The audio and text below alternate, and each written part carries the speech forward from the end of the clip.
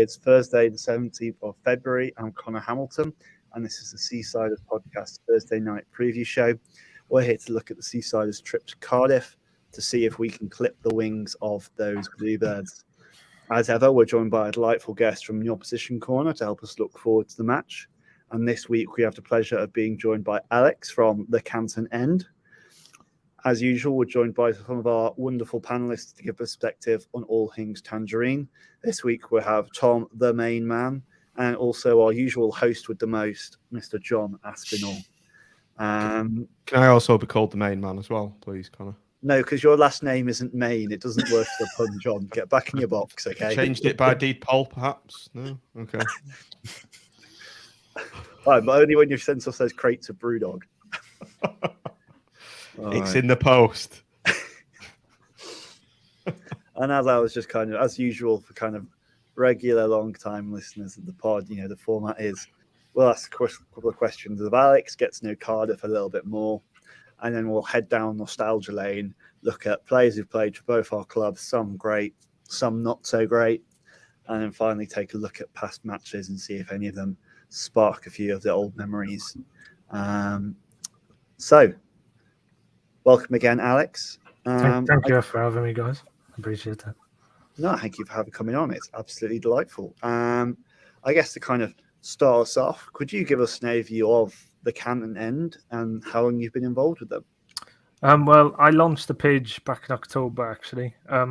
Started my second year of uni. I do sports journalism, so I was like, I want to be able to talk about Cardiff on a social scale, and I just sort of launched the page, and it's just grown ever since. I think we're up to now 2.7k followers in about 6 months ish, which is more than I thought we'd have after 6 months by a mile. But no, everyone seems to really like the page. You know, we have our own podcast that we do on Spotify. We do post-match spaces on Twitter, which seem to go down really well. And last night we tried something new, actually. We asked for past and present Cardiff players, and we did an online duck race. And like 2,500 people have watched the video. So that's just... A what? A what, Alex? A duck race. What's that?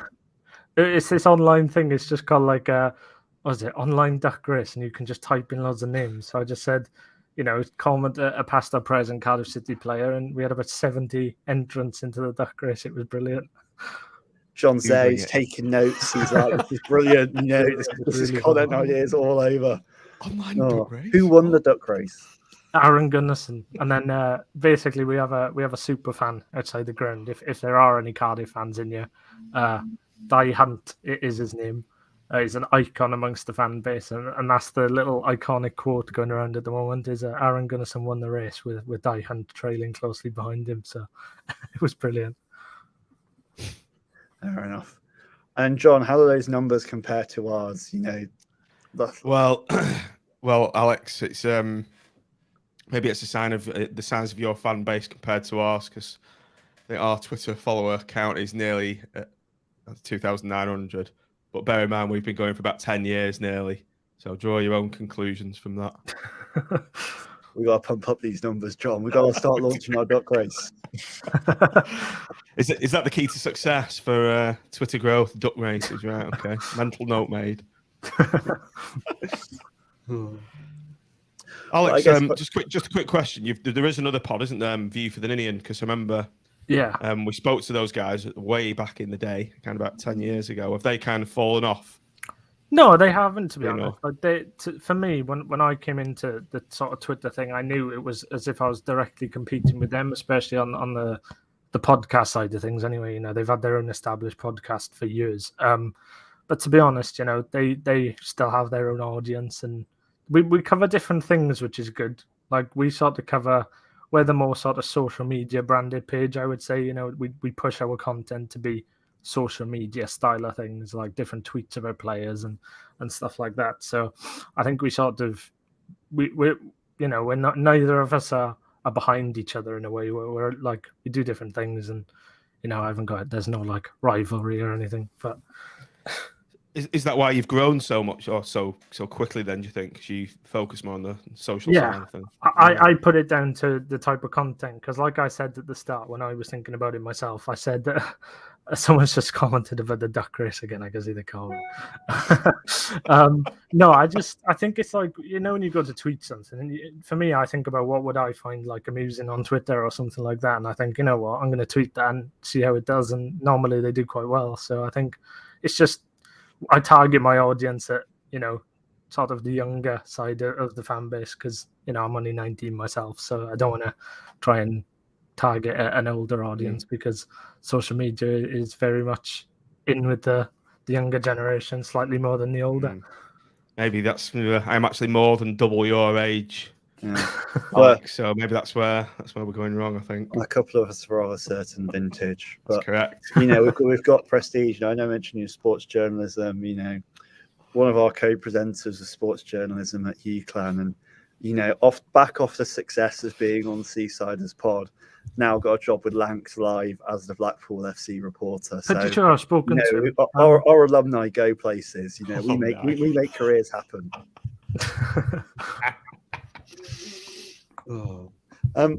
So Alex, kind of diving into the football a bit more, kind of how are Cardiff fans feeling about the season so far? It feels like from the outside it's been a difficult one, but you're still 15 points safe and clear of relegation.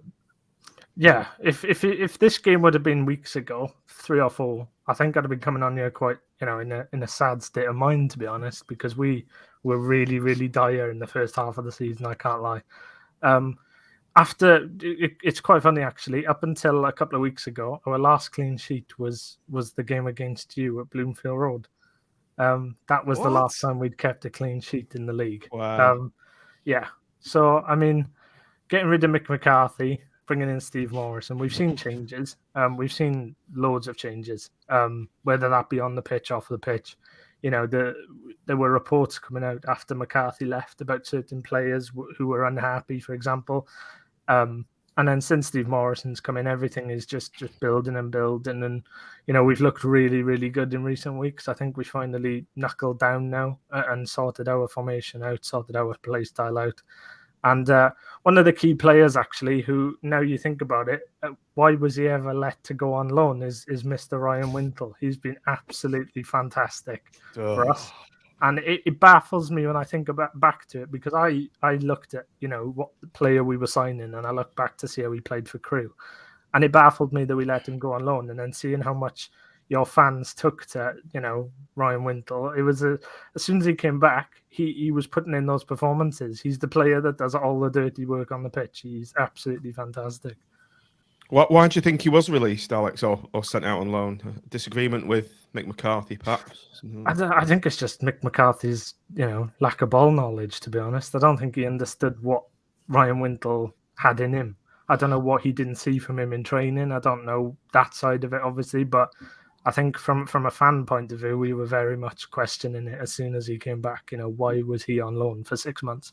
It was your style of play at the time. Then McCarthy played more direct football, and Wintle was a more intricate player, isn't he, in the midfield, breaking up and setting up attacks again. And that's just not how Cardiff played. As we saw at sort of Bloomfield Road, they bullied us and taught us a lesson. And Wintle's not that sort of player, in my opinion, to suit that style. But now you're playing completely different football.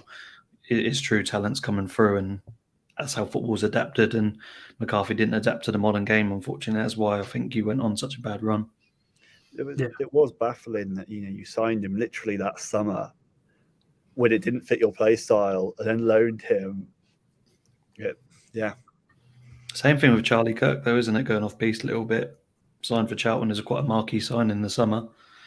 Didn't suit the manager, so we've signed him. So it's one of those. It's just I don't know.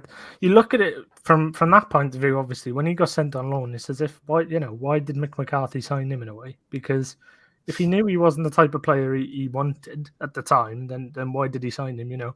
I'm not questioning why he's here now, because I think Mick McCarthy did 2 good things for Cardiff. That was sign Mark McGuinness and sign Ryan Wintle, and that's all the good that he did, to be fair. But yeah, no, I think I watched him quite a lot for you as well, and he was fantastic. And I thought I was thinking for a really long time that he wasn't going to come back and he was going to stay with you, but I'm just thankful that he's wearing blue on Saturday, not tangerine. Well, I know you put out on social a cheeky little tweet predicting he's going to score against us. That didn't go unnoticed.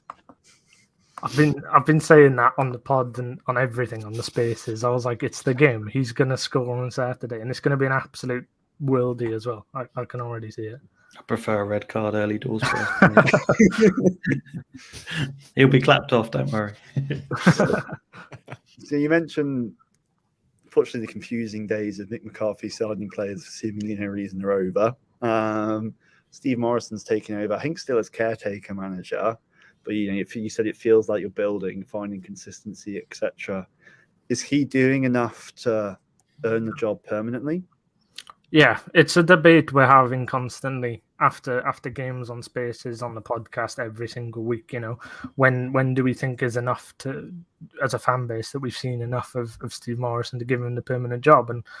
And there's definitely a majority, I would say, of the fan base that says he should be getting a contract tomorrow morning. Every morning since we had a good performance, because for us, it's more than just what we've seen on the pitch in that sense. Obviously, the results have majorly improved. I mean, beating Forest for us was a huge one on that Sunday, in particular, out of all the results. And we had also the fact that I think it's just the January window, for example. That's the best January window I think you could even say we've ever had, especially in the last 5, 6, 7, 10 years, maybe. Bringing in all those players in key areas that we really, really needed to improve, and it set us off really. Some of our fans are even trying to push the whole we might actually get the playoffs, which I'm not a part of that bandwagon quite yet. But this season? What, this season? There are a couple. We've had a few on the spaces that have come on and said, we're closer now to the playoffs than we are. And they're the fans that think we won't lose another game this season, and then we went to no one. But there's also like 16 clubs above you. Yeah.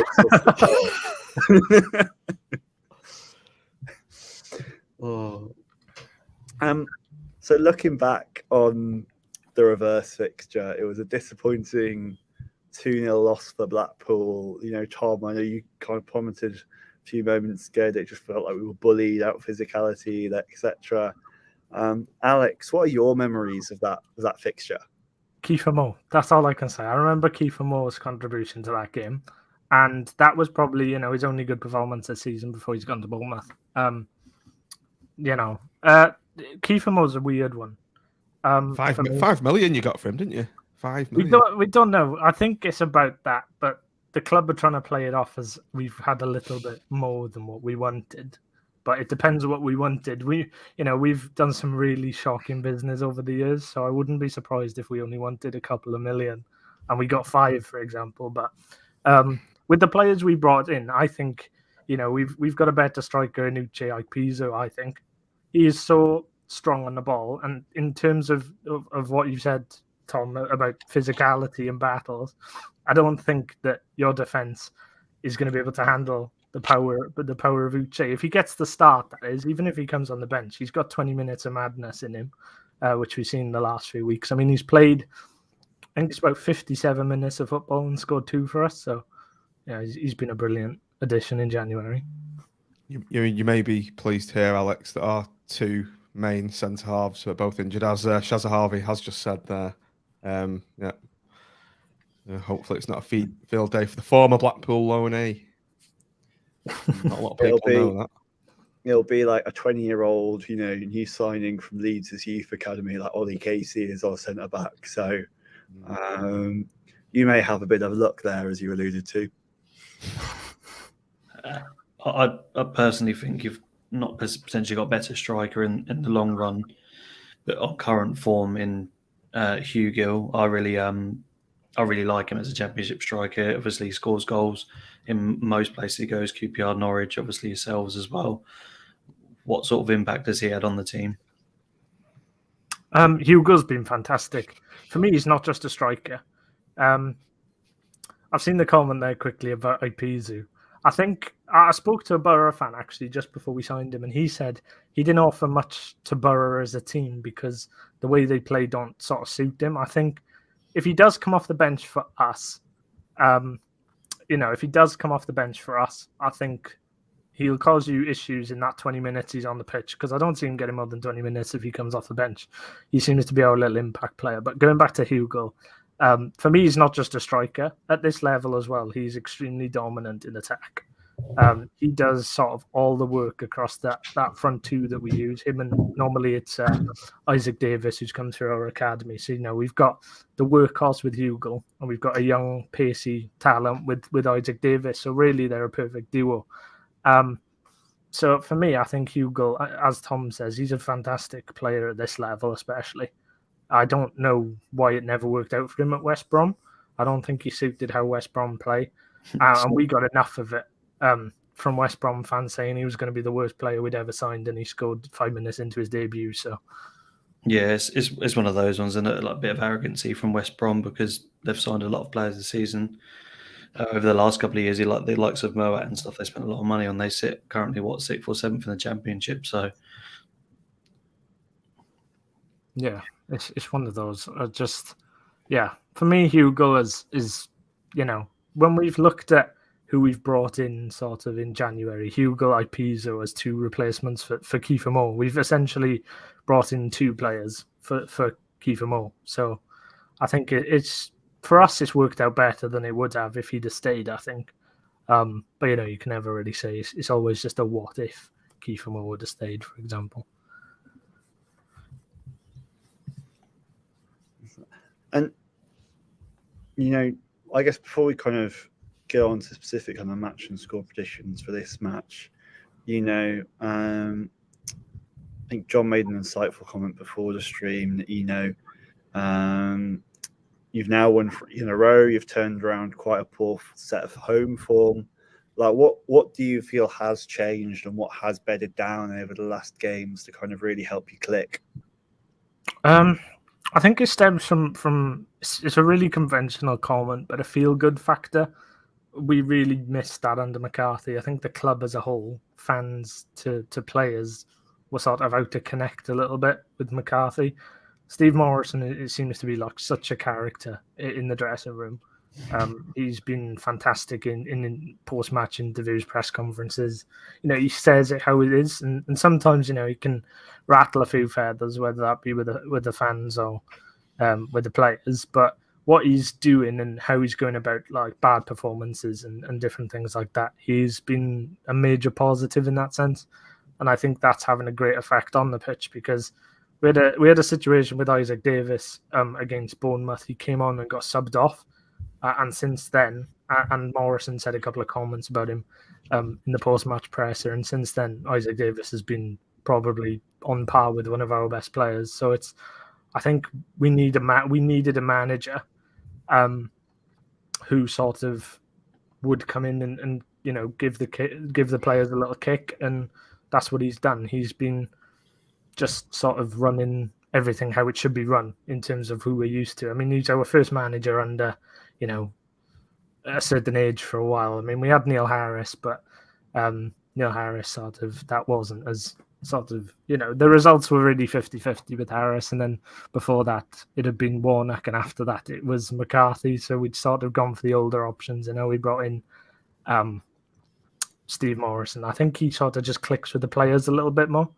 And he's been fantastic. And his attitude off the pitch is transpiring on the pitch. And the club in a whole, really, from fans to players, I think that's what's helping the results on the pitch as well, is that the fans have a bit of belief back.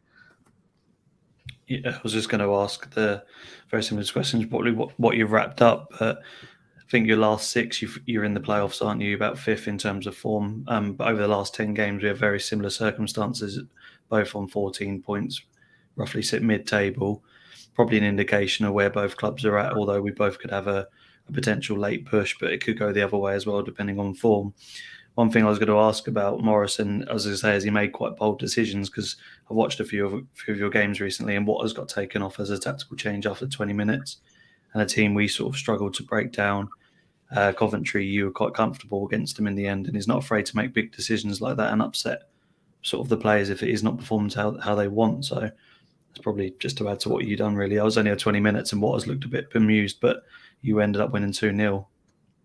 Yeah, with the water situation, there's been that divided a little bit of opinion.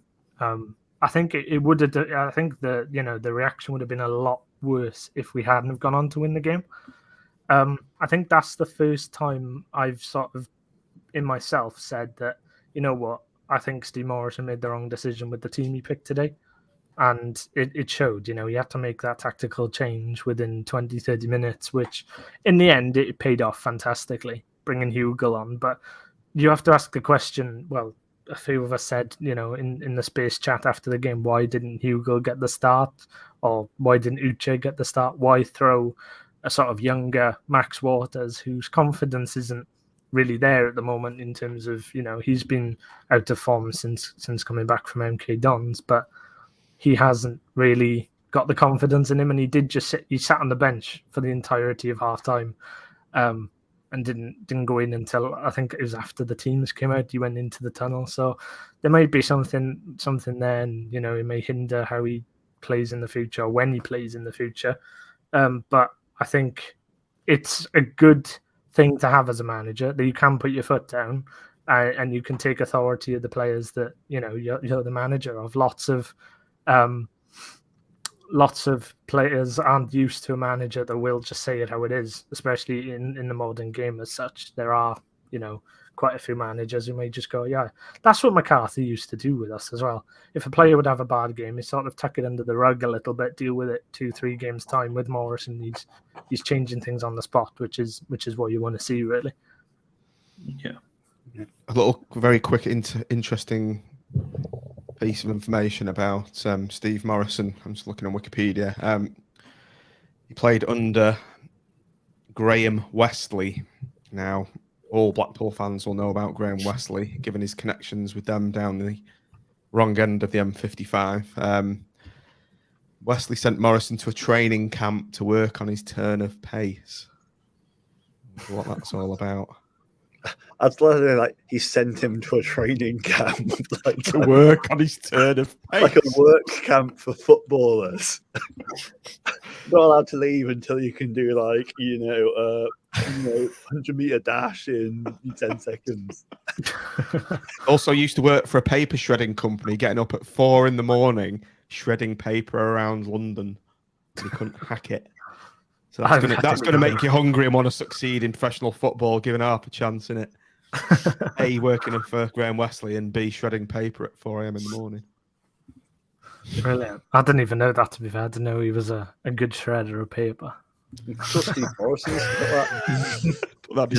the shredder who's the good shredder? Bro, yeah. Well, you've got to have skill with a shredder as well. Every day's a school day on the Seaside podcast. Career if he doesn't get the full-time gig. So, a couple of comments on it. We've got a lot of seem to have brought the crowds. You've got a couple of Cardiff fans making it loud in the comments, which is great. Bluebird realist. Another one there, just Bluebirds. We love it when we get away fans coming and joining us. Look at the Reese comment, Connor. One for Mitch. Oh, I've seen all the Gary Medine comments. Yeah. I really want to talk about Gary Medine, right? Well, come on. Well, we will come on to Gary Medine. Don't worry. We were only allowed to say nice things about him, unfortunately. I've learned that the hard way. Connor's got a gun to his back just behind his But before we go on to talking about Gary Medine as a very specific player, you may have spotted in the comments, there's lots of people saying, oh, but what about Josh Bowler? What about CJ Hamilton? We've talked about how you're going to maybe dominate our centre backs, but we've got quite a few options going forward. Kind of maybe just going forward past that little teaser a little bit. Kind of what's your impression of Blackpool's season so far? What's your impression of Blackpool as a team? What are you expecting from us? I can't say I've watched too much of Blackpool this season. No one else, because we've only been on Sky once. Yeah, that's what I mean.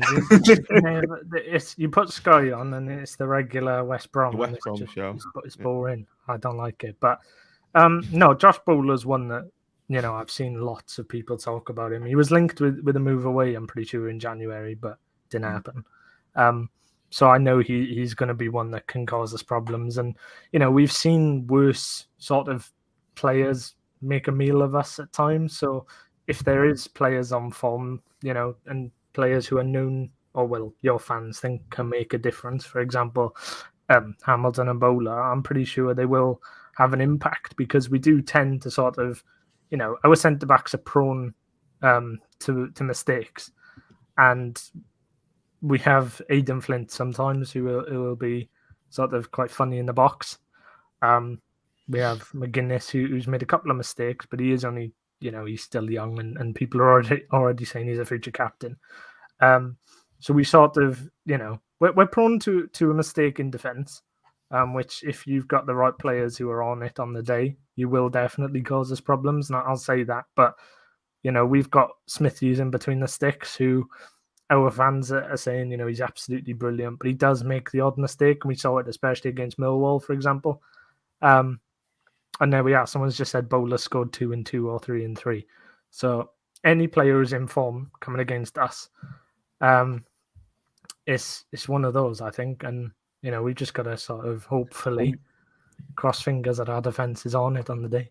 I mean, that stat you gave around your last clean sheet before the Coventry result was against us at Bloomfield Road at the very start of the season really was an incredible stat. So, I think all Blackpool fans are hoping that that's the trend, and rather than Coventry and clean sheets being the beginning of one. So, I guess to bear in mind what we said and what we talked about so far, what are your match predictions? Care to venture a score prediction? Someone's just said there quickly. MB's just said no Marlon Pack tomorrow. I hope not. I hope there's no Marlon Pack on Saturday, because that's a player for me who, he was all right under Mick McCarthy. And I'm pretty sure I remember him having a very good game against Blackpool. But he is not someone who any fan would want to see in the team sheet at the moment. We have a midfield three at the moment of Wintle, Joe Ralls and Tommy Doyle. And anything other than that, other than one or two changes, it would be disastrous for us, because that midfield three is clicking on a whole nother level at the moment. So, hopefully there is no Marlon Pack. But for me, if I was to give a prediction, I think we will win. I think we'll win 2-1. I don't think we'll keep a clean sheet, and there's only one person who's going to score for you lot, which is Mr. Bowler. It's typical with us. You have to look at our record of ex-players who've scored against us the first time they've played us. Junior Hoylett being one this season, scored against us in a 1-0 win for Reading. That was sort of a bit of karma, considering our fans, we thought it was the right time to let him go, which it was. Looking at it now, obviously we don't even use wingers anymore. So, but it's always a sting for me when an ex-player scores, especially first game back against us. I think someone's just corrected you in the chat. Yeah, no. What I meant was sort of before we had our last clean sheet, which was Barnsley. We've had, I think is it 3 of recent times? Or is it 2? I think it's 2 or 3. Barnsley don't count because they're absolute dog shite. Yeah, Please don't play that. We've still got to play him. You know we'll lose, don't you? They what get better from here. What about your danger man, Alex? Who should we be looking out for tomorrow to really inflict a bit of pain on the Blackpool defence? Bit of bias here. I'll say there's about 3 or 4. I don't think I can pick out one person who could be dangerous on the day. You got Tommy Doyle, absolute brilliant midfielder from Man City's academy. He's absolutely fantastic. Then Cody Drama at fullback. He's brilliant. He's been one of our better players definitely in the last 2 or 3 games. Then you've got Hugo and Uche, both of them. Even if one of them starts, one of them's on the bench, they're both going to cause an issue or two. And then you've got, I think you'd have to probably say Isaac Davis as well. He's sort of our most promising young talent at the moment, I would say. And then Colwill, I think, may just miss the game. He scored at Anfield against Liverpool. But I do think that Colwill, if he is available, he's a fantastic option off the bench. But if I was to name 3, I'd go Tommy Doyle, Cody Drama, and I'd say Isaac Davis if he does get the run out on Saturday, which I think he will. if you just look down the Cardiff squad list, if you look to the screen, there's quite a lot of Welsh players in your squad. Is that a conscious thing by the club to recruit more Welsh players to maybe help your identity? Well, particularly given what happened with Vincent Tan and the redness of your kit and. No, I think you look at the Welsh players there. They're mostly through the academy. Keenan Patton's on loan, so he's one you can't look at. Sam Bowen, a lot of fans think that he could get a game or two coming up, so maybe that'll start on Saturday. He's a really good player in the under-23 system.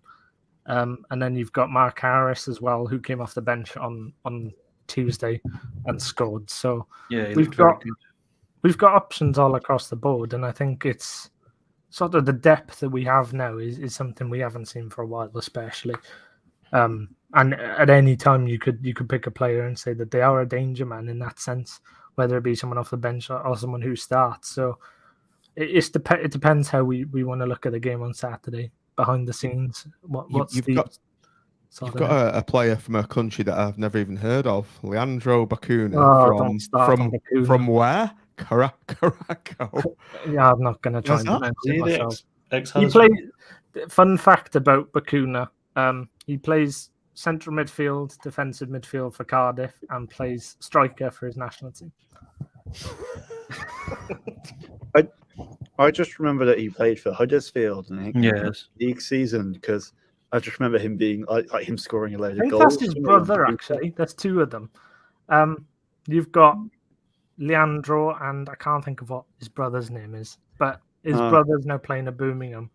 And but no, Bakuna hasn't played in a very long time because, as you can see there, 30th of December, he did get sent off, and it was, you might not, it was one of the worst red cards ever. No intention of winning the ball, and since then he's been out of Morrison's plans, but he's one the fan base just don't take to at all.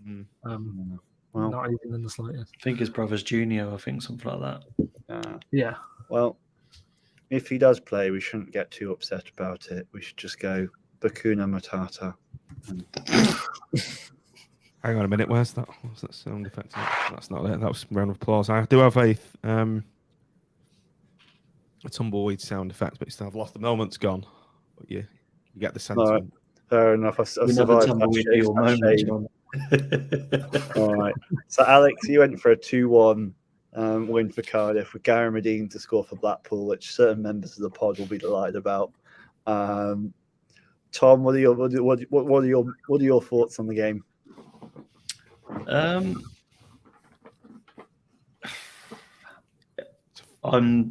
I wasn't concerned 3 weeks ago, as Alex already alluded to, but the home form recently, the determination, their organisation is going to be something that's going to be hard to break down if they start well.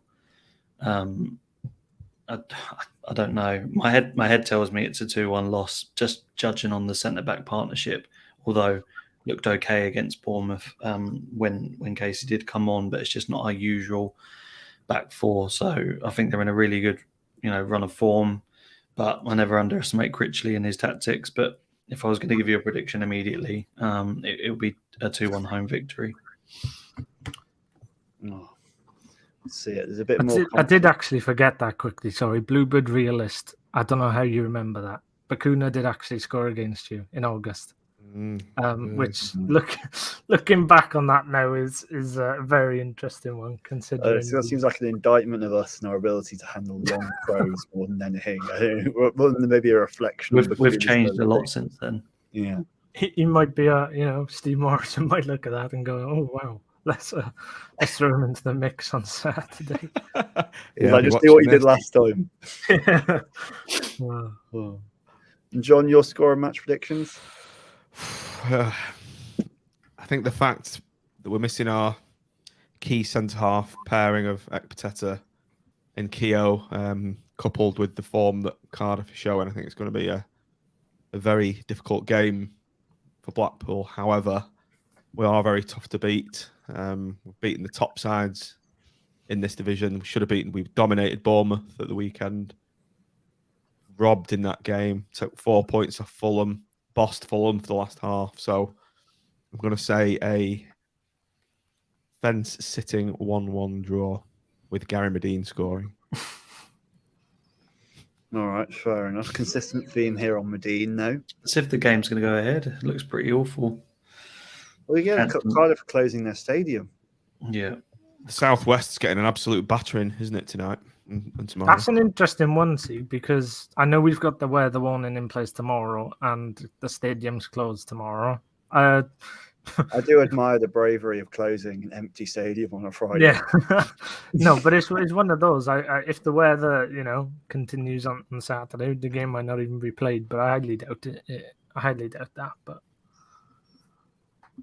who knows? Or maybe the wind will force the ball to be played on the ground, and Blackpool's possession-based football will roll us all away. In fact, that's going to be my score match prediction. That the wind forces ball stay on the ground. Blackpool we dominate, keep the ball on the ground now anyway. It's fine. CJ Bowler score. 2-1, 3-1. That's what I'm going to go with. The wind as our most valued player. I think there could be a big clearance from Grimmy. A free gust of wind takes it all the way down the pitch, lands plumb onto the head of who. No bounce, straight in. I thought you were going to say one of those famous own goals where he kicks into the wind and it blows back into the net. Or that. Why not both?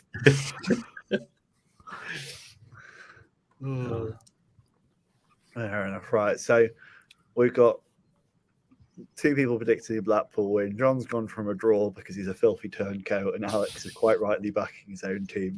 I think we talked a lot about the upcoming match if it goes ahead. It's now time to kind of touch on some of the players that have played for both of our illustrious clubs They played for both. We've already touched on a couple. Ryan Wintle. We miss him so much. Stop saying the name. Feel like pure shit, to be honest. Every time I think of him, just want to run to him. But there are others out there. We'll comment on in the comments. I think the first one that Mitch put out there was Gary Medine. Wants to make sure that people speak no ill of him. He's become a cult legend here in Blackpool. Alex, what are your views on the goal machine? Gary Medine goal machine, £6 million, no goals, just missed penalties. Gary was one of those. Look, to be honest, the only time I'd seen him actually before we signed him was through a Bolton vlogger loving that Gary Medine would score these really silly tap-ins all the time. So I was like, you know what, Cardiff will sign him and he'll do the same for us. And he had chance after chance after chance and could never find the net. And there's the faithful game where we played Wolves in the 17-18 season, and he had a penalty. We were given a penalty in the 90th minute, and he stepped up, he missed it, and then we had the second pen after that, and that was missed as well. But no, Gary Medine scored, but he was offside, and he went on a little bit of a, what's the best way to put it? Little bit of a bright patch under Neil Harris. He'd had a couple of chances, I know that. But no, he was definitely one of our worst value signings ever, to be honest. You don't sign a striker for £6 million and ever be satisfied with the fact that he never scored a goal. He was a bit of a meme for me, though, and that's why I've sort of looked at him for Blackpool. I remember on my personal Twitter account, every time he'd score for Blackpool, I'd just do a tweet, Gary goal machine, and I just keep tweeting it and tweeting it every time he'd score. And people would message me saying, why do you still care about Gary Medine? I was like, it's just one of those funny things for me. It's players like that you tend to It's to had keep the same an eye on. effect on Paul fans, don't worry. It's one of those. It's just, I don't know. We've had massive arguments about him, Alex, on our pod. He's definitely he was a Marmite player.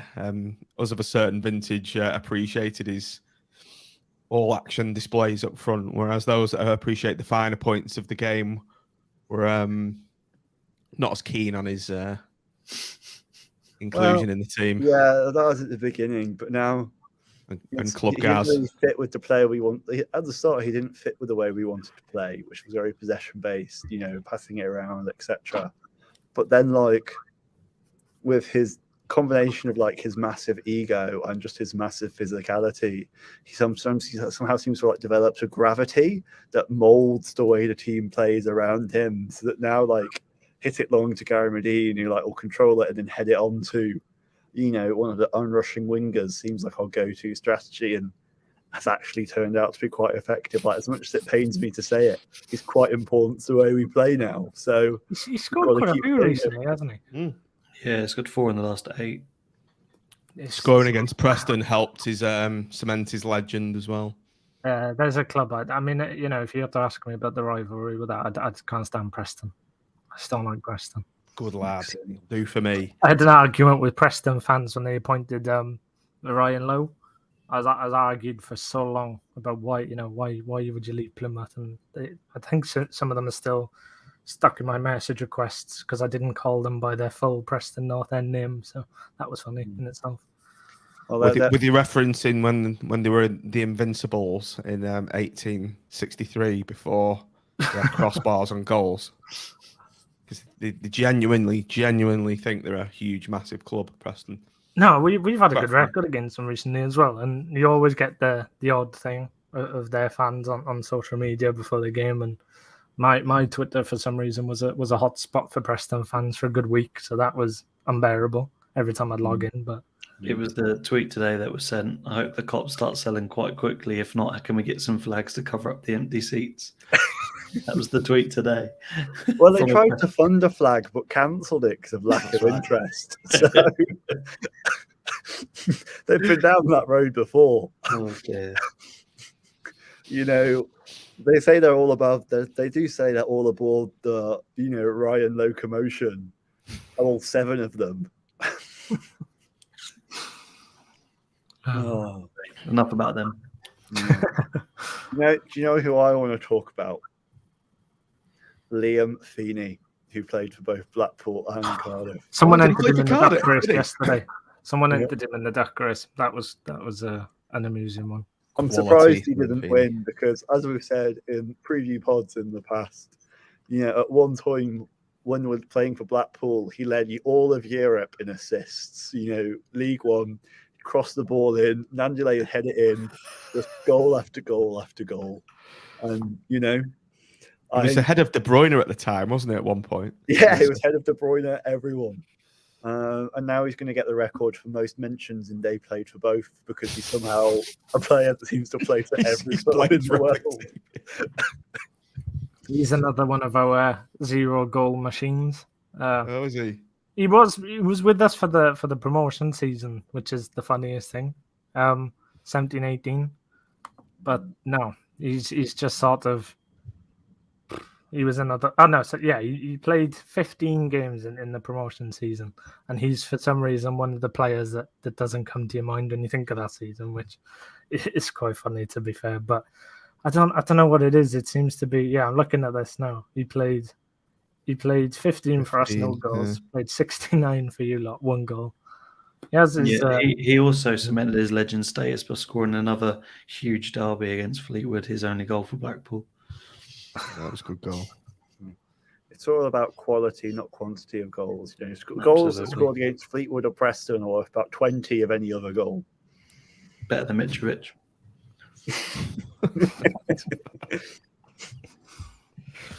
All right. Any other players people want to get in before we start going through the comments? Robert Earnshaw was mentioned. He was dog shit for as Medine is for you. Robert Earnshaw was for us because he was a legend at Cardiff, wasn't he? Ernie is a legend. Yeah. I guess that's one of the. It's as if there's a few players like that for us. Legend status at one club. I was quite pleased. I was pleased when we signed him, but he didn't really get much of a run in the side, did he? And he wasn't. He joined at a weird time, didn't he? Came at a bad time, yeah. Well, I noticed in the comments, was it Gemma put Dekel Keenan? Do you remember him? Not a name that rings a bell. Was he like the Israeli centre back? That's right. He's the one at Anfield who had the best game of his life. I think in-show was worse than frozen cow dung. That's interesting. I thought he had the turning circle of a super tanker, personally, to kill Keenan. Yeah. There is one I want to put out there. Joe they Lewis. played one game for us. That's it. So No one about a keeper we signed from you on loan called Joe Lewis, simply because it was prime Oyston era banter, where eventually we stopped playing him because after so many appearances on loan, we had to pay a certain fee, and we just weren't willing to do that. Yes. So we tried and he wore a signed shirt as well, didn't he? Oh yeah, because I forgot his kit. Yeah, $1,000 more in a better van. He was decent then. He was a good keeper. He was quality keeper. Yeah, he was very good. Yeah. All right. Well, I know we haven't gone through every player because there's been a surprising amount of players that have played for both Cardiff and Blackpool. Feeder clubs, clearly a big relationship there. Great names like Gary Medine passing through both doors that I'm sure future kids will want to emulate. Although, look, I also want to play like Gary Medine and play both Blackpool and Cardiff. Only time will tell. One thing we can predict with a bit more certainty is that we're going to get Neil Critchley's team selection wrong. We're going to move on, skip head to head, and go straight into picking that team that we think is going to play, or we think should play on Saturday. Alex, this is going to be quite a Blackpool-heavy, Blackpool-specific bit where we pick our team. You're welcome to stay if you'd like, but if you want to drop off, that's also more than fine. Regardless, it's been an absolute pleasure having you, and thank you so much for your insights on all things Cardiff. I appreciate it, lads. I probably will jump out so you can talk about Neil Critchley's wonderful team selection that we'll lose on Saturday. Well, I'm not going to say that actually. I don't want a clip to come back to me. It's already out. It's already out there, Alex. The Ryan Wintle tweet's enough. If he does get sent off or score an own goal, I will take the heat with that one. But cheers for having me on, guys. I really appreciate it. Cheers, Alex. Coming right. We'll take you off and then start revealing the state secrets. Right. John, thank you for sharing your screen and showing your proprietary team picker app. Coded with these studios. These fair hands written this app. Yeah. I see you've put us in a 5-3-2. Is that the formation you think we should be playing, John, or is that just the default? No, it's just kind of it's just kind of happened that way. Now, our accredited journalist friend said in his Lancs Live article that Cardiff will be lining up in a 3-5-2. So I guess the first question we need to ask ourselves is, are we going to match them up like for like, or are we just going to play our own game? But either way, remember, this is our team, not what we think he'll do. Yeah, either way, I think I'm not obviously we'd never second guess Critchley, but I think we'll go 4-4-2 personally. I think it's just the system we're going to play, and I think it would be silly not to personally. But I'm not Critchley, so you just know he's going to do a weird one tomorrow, isn't he? I'll guarantee it. I don't want to match them 3-5-2 because it's just not Bowler's game, and it's not Hamilton's game, and they're not championship level quality in those positions, in my personal opinion.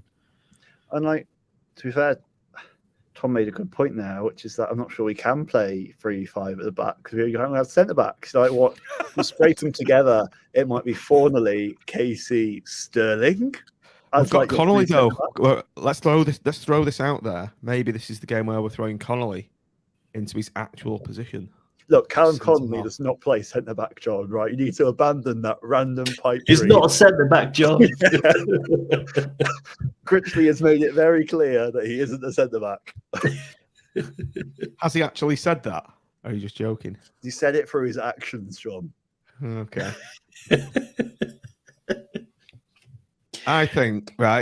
I think he's going to play there. I think he's going to stick him back in a 4-4-2. I don't think he's going to trust Oliver Casey, and I think Connolly's going to be playing in a 4-4-2.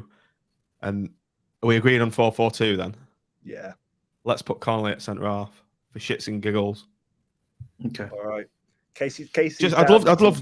Joking aside, I would like to see Connolly at centre half. I want to see what he can do there. I'm actually Yeah, I'm going to agree with John anyway. I think initially, all day, actually, all week, I've been thinking Casey and Thornley, but he's either going one or two ways, isn't he? He's going to trust Casey and drop Connolly, or if he's going to play Dougal and Stewart, it's unfair on Connolly to potentially be dropped. So I don't think it's unfair to put Connolly at centre back with Thornley after the recent performances. Yeah, fair enough. What's your thoughts, Connor? Yeah, I think Steve's got it right in terms of Thornley and Connolly. I would quite like to see what Ollie Casey's about. His dad's going to give it large on Twitter. I reckon he doesn't play, which is fair enough. Again. And to be honest, Connolly will probably move into midfield anyway when Kevin Stewart gets injured. So everybody wins. There is that. Oh, ye have little faith, Connor. Does the right back and left back pick itself? I think it does. Yes. Doesn't it? Yeah, 100%. Dujon I don't think we can play anyone else at left back anyway, can we? Yeah. We're not the goalie. Obviously, Grimmy, isn't it? I just put Ollie Casey there. I've got the same love for Gabriel. Yeah, let's go. Gabriel at the moment, he's just. Yeah, he was outstanding, wasn't he, last game, Gabriel? He just feels like he's been here for about 10 years and he's just a fan favourite, but I think he's such a good player for us and actually one of the first on the team sheet for me. No, completely agree. I think he's done enough so that, he's earned that number one spot. I think even if we were to move on from Maxwell in the summer, etc., I'd feel confident knowing we've got Grimshaw as our number one option. If we look at that back four, though, that's pretty strong. I'm not, given the fact we're losing our two main centre halves, that doesn't make me uncomfortable in any way because Connolly's an experienced centre half. He's been playing really well the last couple of games, and Thornley's quality. Yeah, I agree. I'm comfortable with it. I'm just heartbroken at the manner of the way our players are getting injured at the moment. I said on Twitter, it's always the hamstring, and it's always a good 8 weeks to before they're even back, and then they have to get settled again. And it's just the fact that they aren't back in a couple of weeks for us to have options. It's the fact that we now have to rely on another centre back partnership. I think we've had 8 or 9 in midfield, isn't it? And then this is going to be our 6th or 7th again at centre back, the same as was in League One. And I appreciate we pull through, but it's just really disruptive to our season and frustrating given Keogh's age and the way Marv's has been playing as well. But we'll see how these do. I trust the back four. It's just frustrating we're not got our best players on the pitch for a long period of time. Yeah. Well,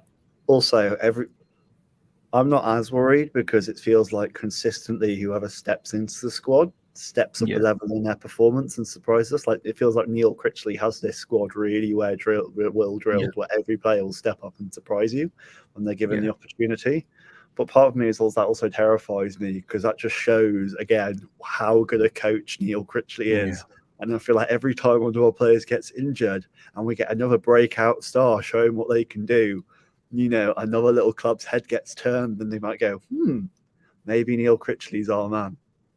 Appreciate Thornley's not like a young player that was just thrown into the mix, but it's the fact that he came in against Fulham and he just seemed like he's been playing with us for the last couple of seasons. I know he's match fit, etc., but it's just how comfortable he is at slotting in as well. And exactly what you said, if any player comes in, they don't look like they've been out of the team 5 minutes. So it's a really good benefit of this squad, I suppose. Okay, should we move on to midfield? I think Kenny's a shoe-in, isn't he? I think so. Richard's just asking if Husband's injured, but for clarity on the pod, I don't think we have a recognised left back at the moment. Garbutt and Husband are injured. I think Reece James has only just returned to fitness. I actually prefer Sterling above all of those. I recognise centre back is Sterling now. He's been forced to play there, and it is better there. I agree with you, John. Who are we slotting in with Dougal then? Got Stewart. Yeah, 100%. We've had so many injuries, the team kind of picks itself at times. In fact, is Stewart even on this list? Oh, he's there. Yeah, there he is. Right, we're definitely having Bowler on the right, aren't we? I reckon if we get another injury in midfield, we can get Ryan Wintle to swap shirts at half time for old time's sake. 3-0 down. Just do us a favour, please. Got to be Bowler and CJ, hasn't it? Yeah. Anyone got any problem with that? No. No. So let's put this in there. This doesn't even need debate. No, I want to see what Beasley can do. I don't care, Connor. For the last 20 minutes. Not me to finish your sentence. Not for this game. I just feel like we've heard from Alex that Gary Medine, when he played for Cardiff, wasn't very good.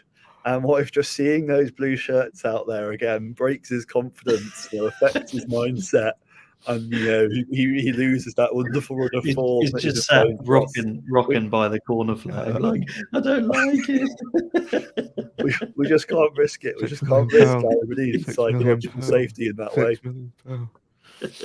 What, Tom? I'm sorry, Mitch. I'm sorry, John. Do you want Beasley in, Tom? I'll go with the majority. No. Right, fair enough. Medine stays. Oh, this is the main hot topic. I absolutely want to see Beasley, and I'm really excited by the signing. But this is actually a sort of game where I'm not going to sort of over-egg it. But if we don't really, after the loss against Bournemouth, you want to see the best team possible out there. And I don't mind if Beasley starts any match personally, because I do trust, like you say, him to step into the position. But this sort of game, I do think you need your two best strikers. He scored 4 in the last 8, 3 in the last 5, I think it is. And I think it'd be outrageous to drop him regardless. Right, Jerry or Lavery? Best strikers. So who's his strike partner? I'll go first. Yeah. Bolton JFC's very own Shane Lavery gets my vote. People who don't know what I'm on about, Blackpool FC introduced a fantastic initiative in the week where each junior football club in the Blackpool and Fylde area has a recognised Blackpool player to come down, take training sessions and meet the players and to be associated with the club. And we drew Shane Lavery out of the hat. So that aside, I'd still pick Shane Lavery anyway, because I just think he's better than Jerry Yates. Have you ever seen that clip where Neville Southall is like coaching like a 12 or 14-year-old young goalkeeper, and Michael Owen just victimises him and is relentless? It's the sheer power of the volleys. And the commentary of Michael Owen. To storm off and be like, well done, Owen, he's only 14. That's kind of why I imagine Shane Lavery turning up short training sessions. It's the commentary of... He just says the keeper's got no chance. I was like, of course he hasn't, you twat. So just back be on track then. Back on track. Lavery or Yates? I'm voting for Lavery. Yeah. Yeah.